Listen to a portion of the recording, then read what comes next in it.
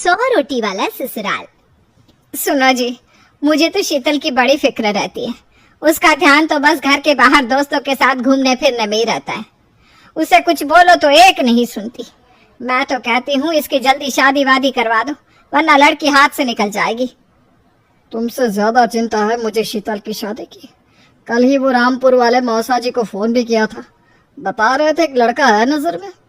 उनका अपना घर है और लड़का भी अच्छा है। अरे तो फिर बस बात चलाओ ना, एक बार देखे तो सही लड़का और घर बार कैसा है। कौन सी लड़की की बात चल रही है यहाँ? तुम्हारी शादी की बात चल रही है बेटी। अब तुम्हारी शादी की उम्र हो रही है तो लड़का तो देखना पड़ेगा ना। उफ़ो, मुझे अभी नहीं करनी शादी वादी। ये तो मेरे खेलने कूदने के दिन है। बहुत खेल कूद ली तुम, अब घर के काम धाम सीखने की कोशिश करो, समझी? ससुराल जाकर हमारी नाक मत कटवा देना। सब्जी काटनी तो आती नहीं इसको, तो नाक ही कटवाएगी।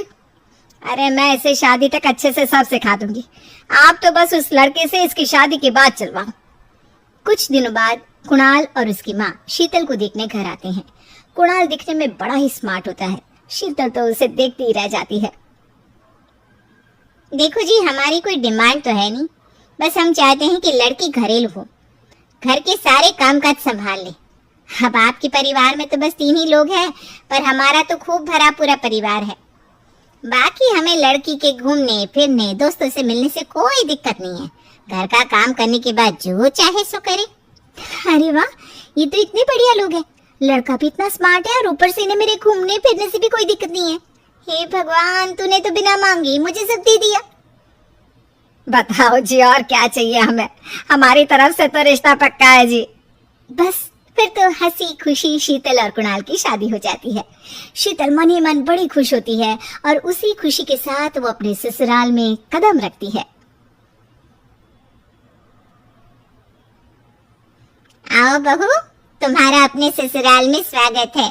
ये मिलो अपने परिवार से। ये तुम्हारे ससुर जी, तुम्हारी ननद सुनीता और गीता, सुनीता के पति राजेश और उनके 2 बच्चे राजू और चिंटू। ये ना हमारे साथ यहीं रहते हैं। ये तुम्हारी दादी सास है और बाकी लोग अभी बाहर गए हुए हैं। इतने सारे लोग, ये सब यहीं रहते हैं इस घर में? अरे अभी तो मेरे देवर देवरानी और उनके 3 बच्चे यहाँ नहीं है।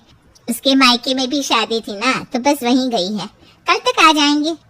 हे भगवान, ये घर है या धर्मशाला? ये सब एक साथ इस घर में कैसे रहते हैं? मुझे तो पता ही नहीं था इनका इतना बड़ा परिवार है। अब समझी कि कोई डिमांड क्यों नहीं की इन्होंने।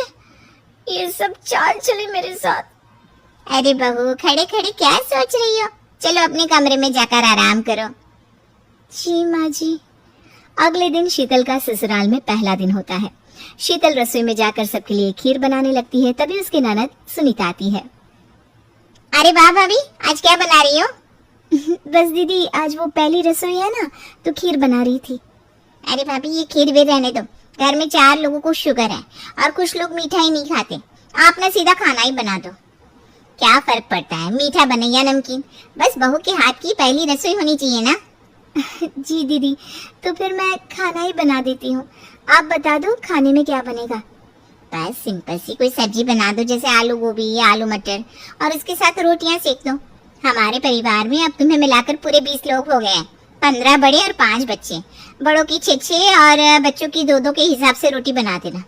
चलो मैं चलती हूँ, सब देख लेना। हाँ, बड़ों की 6 रोटी मतलब कि 15 लोगों की 90 रोटियां, और बच्चों की 2 रोटी मतलब 5 बच्चों की 10 रोटियां। 90 और 10 मतलब कुल मिलाकर 100 रोटियां। हाय, मैं तो मर गई। 100 रोटी अकेले कैसे बनाऊंगी? हाँ, ये तुमने मेरी शादी कहाँ कर दी। शादी से पहले तो मैंने कभी 4 रोटी से ज्यादा नहीं बनाई। शीतल एक बड़ी सी परात में 100 लोगों के हिसाब से आटा निकालती है और उसे गूंथना शुरू करती है। आटा गूंथते गूंथते शीतल के पसीने छूट जाते हैं। उसके बाद बारी आती है रोटी बनाने की। शीतल एक एक करके रोटी बनाना शुरू करती है और 10 रोटी बनाते ही अपनी कमर पकड़ लेती है। हाय, मैं मर गई। मेरी कमर टूट गई खड़े खड़े, और ऊपर से इतनी गर्मी। मैं 100 रोटियां कैसे बनाऊंगी? अरे भाभी, सब बाहर रोटियों का इंतजार कर रहे हैं, जरा जल्दी जल्दी रोटी सेक दो।